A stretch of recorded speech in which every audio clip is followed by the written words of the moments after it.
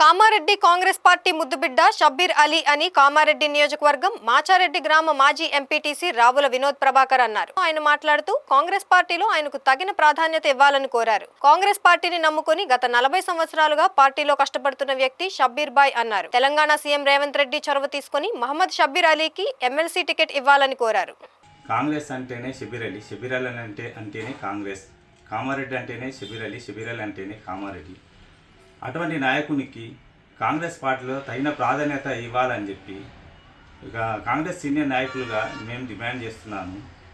అయ్యా ముఖ్యమంత్రి గారు, రాహుల్ గాంధీ గారు, మీనాక్షి నటరాజన్ గారు, పిసిసి అధ్యక్షుడు మహేష్ కుమార్ గౌడ్ గారులకు పాదాభివందనం చేస్తూ, అయ్యా మా షబ్బీర్ అలీ గారికి ఒక మైనార్టీ నేత, అందరినీ కలుపుకొని పోయే నేత, గత 44 సంవత్సరాల నుంచి కాంగ్రెస్ పార్టీని నమ్ముకున్న నేత, కాంగ్రెస్ పార్టీకి ఎల్లవేళ కష్టపడ్డ నేత, ఆయనకు ఎమ్మెల్సీ పదవి ఇస్తూ మంత్రివర్గంలోకి తీసుకోవాలని చెప్పి మేము డిమాండ్ చేస్తున్నాము.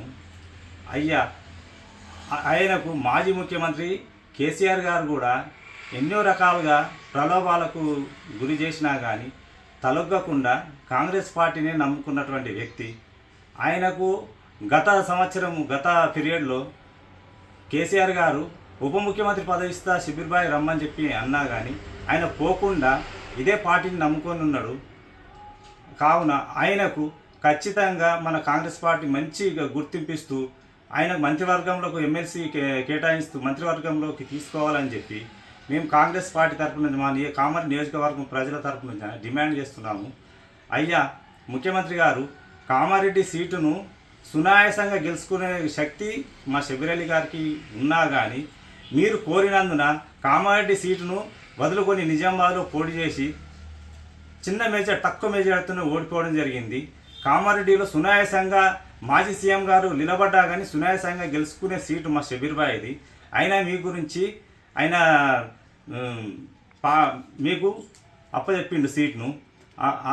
కాబట్టి ఆయనకు తగిన ప్రాధాన్యత పార్టీలో ఇస్తూ, ఆయనకు ఎమ్మెల్సీ ఇస్తూ ఖచ్చితంగా మంత్రివర్గంలోకి తీసుకోవాలని చెప్పి మీకు పాదాభివందనం చేస్తున్నాం ముఖ్యమంత్రి గారు.